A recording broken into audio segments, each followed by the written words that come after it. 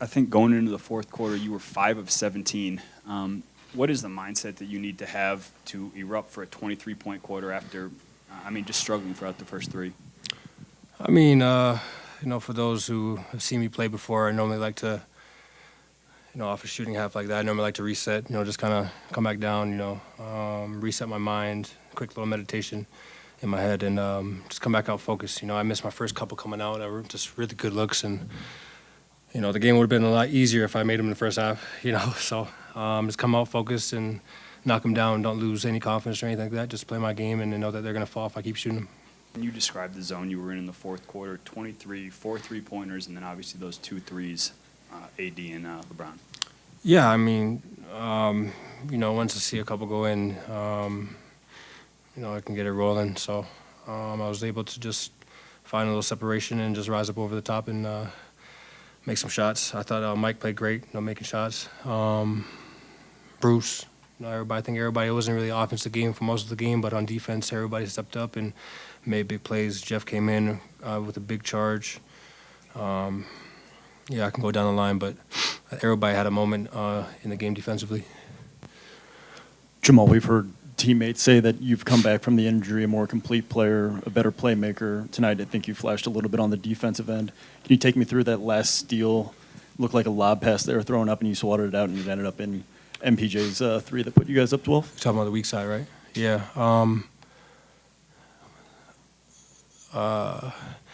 I just saw LeBron trying to move him up the lane, and I knew that if I could get there if I went for it. If I didn't,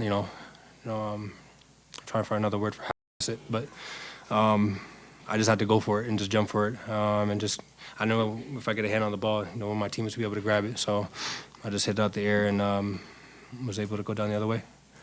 Jamal, this series looks and feels exhausting just watching it, and in that fourth quarter, you had 2 steals. You're pushing the pace up the floor. You're dealing with this illness. What does it take to find that energy in a moment like that after how physical the series is? Yeah, and we in Denver. Air's thin out here. But it's just grit and grind. You don't want to lose a game. You try to leave it all out there, and you don't want to regret it when you go back home. I could have just ran a little harder to the corner and give somebody open shot. I could have, like I said, jump for the ball and get a steal. So it was just mentally making that switch and committing to it, and it'll pay off if you put out the hard work. So I think Joker was exhausted too. We all were tired, and but we got it out, and we know that they were tired as well. We play in Denver a lot, and they don't as much. So we know, down the stretch, even if we're tired, they'll be just as tired or even more. Coach said he thinks you only need to see one go in before you can get going. And after you made that mid-range jumper, you kind of looked to the heavens like, thank goodness I finally got one to go. And then he said it looks like you're shooting into a hula hoop at that point. What does it feel like for you? Is that an accurate assessment? Yeah, it just becomes a practice shot. Whatever shot you take. I practice all the shots that you see me make and take. So, you could be shooting in a spot, in practice, and you miss 4, 5, 6 in a row, and then all of a sudden you just lock in, and you take a step back, you reset, you refocus, and you go back and make 10 in a row like it's nothing. So it's just about resetting your mind. It's all mental, in my opinion, and I was able to do that again tonight. Jamal, after game 1, everyone was talking about how the Lakers made that great run. They had all the momentum coming in, and everyone was talking about the Lakers as if they were the ones that won game 1. As players, hearing that and seeing how people are still learning about you guys as a team, how much did that motivate you guys? How much extra motivation did it give you? You try not to look into it. People are going to talk. People are going to have their assumptions and what they should do and, the adjustments they should make. If they see something working, they're going to adjust, and we're going to adjust as well. It's a series. We're going to go back and forth. We're going to make adjustments next game. We're going to watch film and change stuff up, so they're going to do the same. So it's game to game is different. I remember we were playing Phoenix, and Coach said in the locker room, one game was 1-something, and then the other one was 97-87, so every game is going to be a little different. You just got to commit to it. And if it's a defense game, then you got to lock down and play defense, make timely shots. And the outside noise is the outside noise. We're the Denver Nuggets. We're used to that. Even when we win, they talk about the other team. We beat the Clippers in the bubble. They talk about the other team. Same same old, same old. It just fuels us a little more, and it'll be sweeter when we win the chip. Jamal, you've talked about the playoffs being the time where guys step up.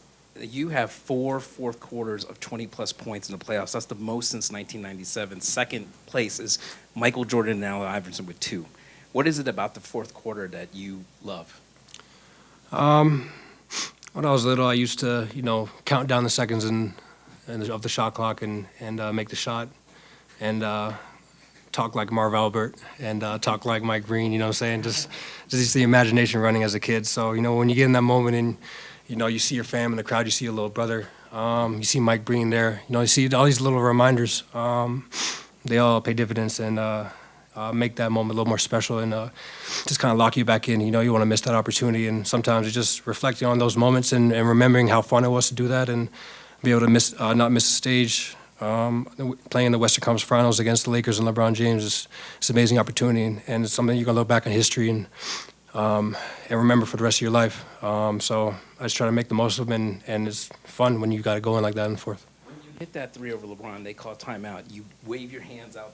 What are you thinking? Because I saw you look into the crowd, and you hear the crowd roaring. What was going through your head?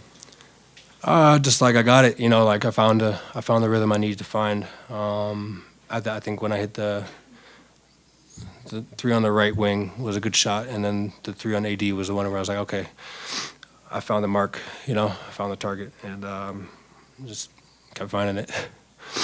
Well, you've alluded before about meditation. When you meditate and reset and lock in, what is going through your mind at halftime when you're just trying to maybe I don't want to put words in your mouth, but maybe decompress? It depends on what's happening. Sometimes I need to settle the hell down. And sometimes I need to ramp myself up, so it just depends on what's needed in the game. Tonight I just had to just reset completely.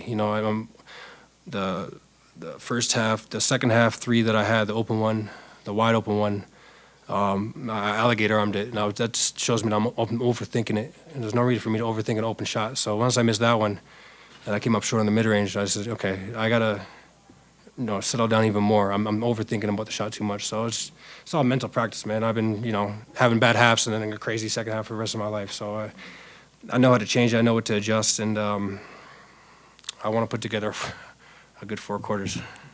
Jamal, I think it was game 1 of the Minnesota series. You hit a 3. I think you turned to the crowd and said something like, "We're ready for this. We've been waiting for this."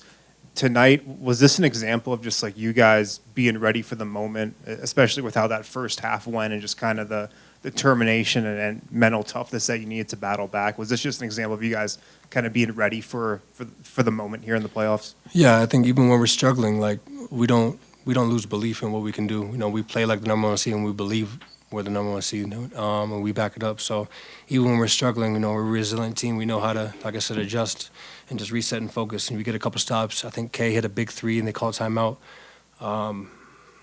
So yeah, sometimes just a couple of possessions that can change the whole game, and it's just an energy thing, I thought we had a lot of belief in our ability to rally tonight and get the dub. Jamal, I feel like when you have a great performance, people always recall you in the bubble. But you are only 26, you are still writing your story. I feel like maybe people should not always recall the past because you are still doing it right now. What is it for you? But do you think like the past performance gives you energy and you recall it as much? Yeah, the bubble was 2020, and it's 2023. So, I'm coming off injury and I'm playing decent. So, I think the years speak for itself, coming off injury and be able to, come back to the level at least and play this way. I think I don't really need to comment on it as much anymore. Thank you, Jamal. Appreciate it.